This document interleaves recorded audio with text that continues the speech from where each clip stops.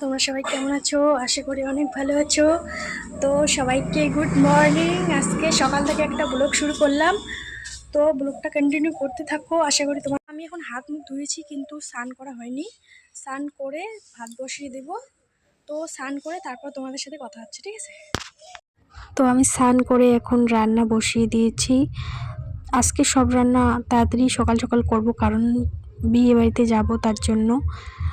তো আমার এখন রান্না কমপ্লিট, আর তোমাদেরকে দেখাচ্ছি যে আমি কি কি রান্না করলাম আর কি। হ্যাঁ, তো এখানে করেছি হচ্ছে মাছের ঝোল, তারপরে হচ্ছে ফুলকপি ভাজা, তারপরে বাঁধাকপি ভাজা, এসবই আর কি একবারে করা হয়েছে।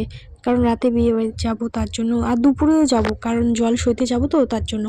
এখন আমরা হচ্ছে রেডি সেডি হয়ে সবাই মিলে যাচ্ছি বিয়ে বাড়িতে। আজকে আশীর্বাদও আছে, তার জন্য বয়স্করা যাবে, মানে সন্ধেবেলা আশীর্বাদ করে আসবে, পরে আমরা বরযাত্রী যাব আর কি। তো মেয়ের বাড়ি থেকেও আমাদেরকে বলা হয়েছে, কারণ মেয়ের বাড়ি আমার মাসি শাশুড়ি হয় আর কি, সেই জন্য মানে আমার শাশুড়ির মাসির মেয়ে, মানে কোণে, তার জন্য ওখান থেকেও আমাদের বলা হচ্ছে। আর এখান থেকেও আমার ছেলে হয় আমার কাকা শ্বশুর, এই যে দেখতে পাচ্ছ পাত্রকে। তো এই যে এখানে আশীর্বাদ করতে যাবে, তার জন্য সব কিছু রেডি করছে আর কি। আর আমি তোমাদেরকে একটু ভিডিও করে দেখালাম আর কি। আমরা যাব এখন জল সইতে সবাই মিলে। সন্ধে লেগে গেছে না, তার জন্য আর ভিডিওটা ভালো রকম হয়নি আর কি, বুঝতে পেরেছো? জল সইতে যাওয়ার ভিডিওগুলো অত ভালো হয়নি, সন্ধে লেগে গেছে তার জন্য।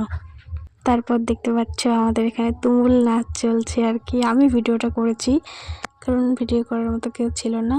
আমি নাচছিলাম আর কি, কিন্তু ভিডিও করে তারপরে সন্ধ্যাবেলা আবার যাব। এই যে আমি রেডি সেডি হয়ে নিয়েছি বরযাত্রী যাওয়ার জন্য। আমাকে কীরকম লাগছে একটু কমেন্ট করে জানাবা।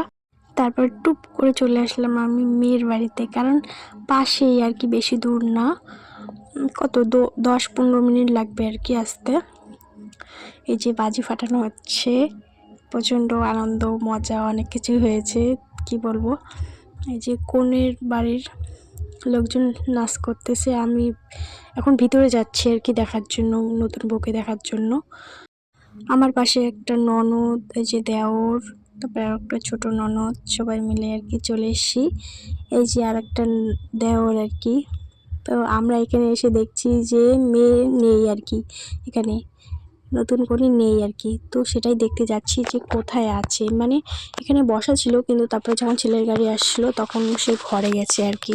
একটা নিয়ম ছিল ঘরে, মানে ঠাকুরের ঘরে, সেখানেই গেছে। তো আমরা সেখানেই যাচ্ছি দেখতে আর কি।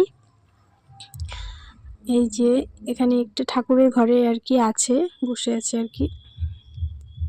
এই যে দেখতে পাচ্ছ নতুন বউ লজ্জা পাচ্ছে, তার জন্য মুখ নিচু করে আছে আর কি। তারপর এখানে মণ্ডপের এখানে চলে আসলাম। এই যে তারপরে ওখানে গিয়ে খাওয়া দাওয়া সেরে আর কি ভিডিও করেছিলাম, ওখানে আর ভিডিও করা হয়নি।